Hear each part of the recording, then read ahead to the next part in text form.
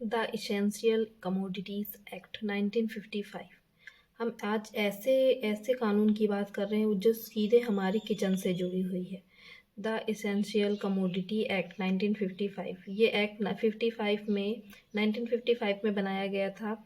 आज़ादी के बाद जब 1950 1952 इधर बहुत ज़्यादा कालाबाजारी और बहुत जमाखोरी होने लगी थी, तब ये 1955 में इस नियम को बनाया गया था। ये नियम इसलिए बनाया गया था ताकि काला बाजारी को रोका जा सके।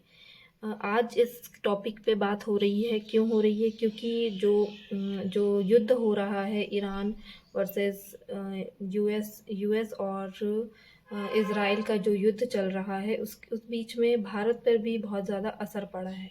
क्या असर पड़ा है कि यहाँ पे ऑयल क्राइसिस हो रहा है, ऑयल की ज़रूरत जो है वो कम हो गई है, ऑयल नहीं पहुँच पा रहा है, एलपीजी यहाँ पे नहीं पहुँच पा रही है।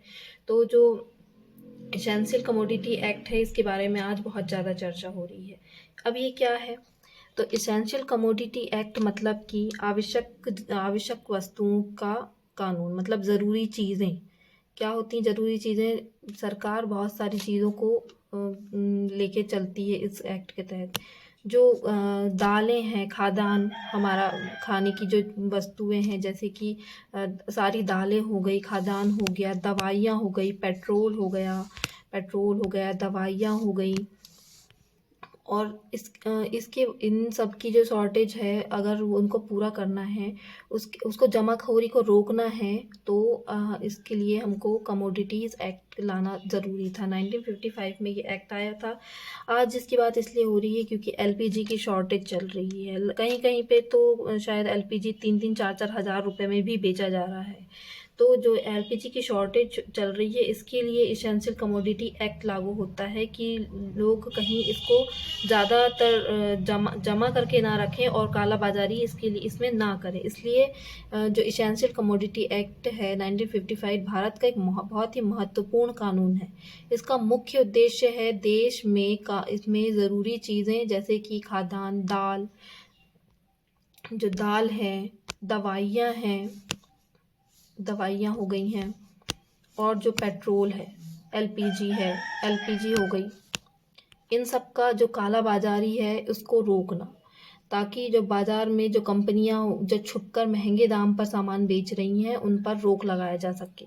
इसके तहत सरकार एक कड़ा नियम लागू कर सकती है। किसी को अगर कोई कंपनी या कोई कहीं पे भी कोई व्यापारी अगर इस चीज़ को महंगे दाम पर बेचते हैं, तो उनको कड़ी सज़ा मिल सकती है। कानून का मतलब कि बेसिकली ये कानून है जमाखोरी और काला बाजारी को रोकने के लिए बनाया गया था।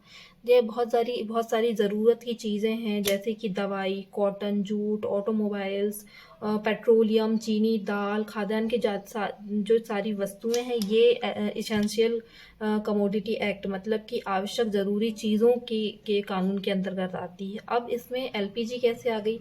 एलपीजी इसके अंदर इसलिए आ गई क्योंकि जो भारत के हज़ारों करोड़ों लोग हैं, वो एलपीजी में आजकल खाना बना रहे हैं। पहले लोग लकड़ियों में खाना बना लेते थे, लेकिन उज्ज्वला योजना के आने के बाद बहुत सारे लोगों को फ्री में गैस का वितरण किया गया, और फिर उसके बाद से लोगों ने गैस का जो इस्तेमाल है वो बढ़ा दिया। आज करोड़ों लोग एलपीजी का यूज़ अपने किचन पे कर रहे हैं। इसलिए सरकार ने एलपीजी को भी एसेंशियल कमोडिटी की श्रेणी में रखा है। इसका मतलब कि सरकार जो है वो एलपीजी लिक्विड पेट्रोलियम गैस का जो सप्लाई है उस पर नज़र रख सकती है। सरकार की नज़र रखने की एक कानून के तहत इसका काम हो जाता है कि कीमतों को कैसे नियंत्रित किया जाए। एलपीजी अगर कहीं पे मतलब बहुत ज़्यादा कीमत में ना बेची जाए, या एलपीजी की जो सप्लाई है उस पर नज़र रखा जा सके कि वो ज़्यादा इसकी शॉर्टेज ना हो जाए या बहुत ज़्यादा अधिकता भी ना हो जाए। इसके लिए ये नियम बहुत मतलब अच्छा है। इसका सप्लाई 3 कंपनीज करती हैं। कौन कौन सी company? Indian oil company corporation मतलब कि आईओसी और भारत पेट्रोलियम और हिंदुस्तान पेट्रोलियम तीनों कंपनियां इसका सप्लाई करती हैं गैस का। मतलब कि एलपीजी का supply IOC, Bharat petroleum, Hindustan petroleum द्वारा जगह जगह पर किया जाता है। इन तीनों कंपनियों के द्वारा ही जो सरकार है वो नज़र रखती है लोगों पे कि वो कालाबाजारी तो नहीं कर रहे हैं, या फिर जो नियम उनको लागू करना होता है वो इसके तहत लागू किया जा सकता है। इसलिए इसेंशियल कमोडिटी एक्ट अभी के टाइम पे बहुत ज़्यादा चर्चा में आने वाला विषय हो गया है कि ये क्या है, क्यों ये एलपीजी से जुड़ा हुआ है। एलपीजी से वो इसलिए जुड़ गया क्योंकि जो हमारी आवश्यकता की जो वस्तु है उसमें एलपीजी का उपयोग अब बहुत ज़्यादातर होने लगा। करोड़ों लोग जो अपने किचन में यूज़ कर रहे हैं, किचन में इसका इस्तेमाल बहुत ज़्यादा बढ़ गया है, इसलिए इसे commodities act, essential commodity act में शामिल किया गया है। और भी ऐसे ही टॉपिक के लिए हमें फॉलो करें, सब्सक्राइब करें, और नेक्स्ट टॉपिक के लिए हमें ज़रूर बताएं कि आपको कौन सा नेक्स्ट टॉपिक चाहिए। Thanks for watching.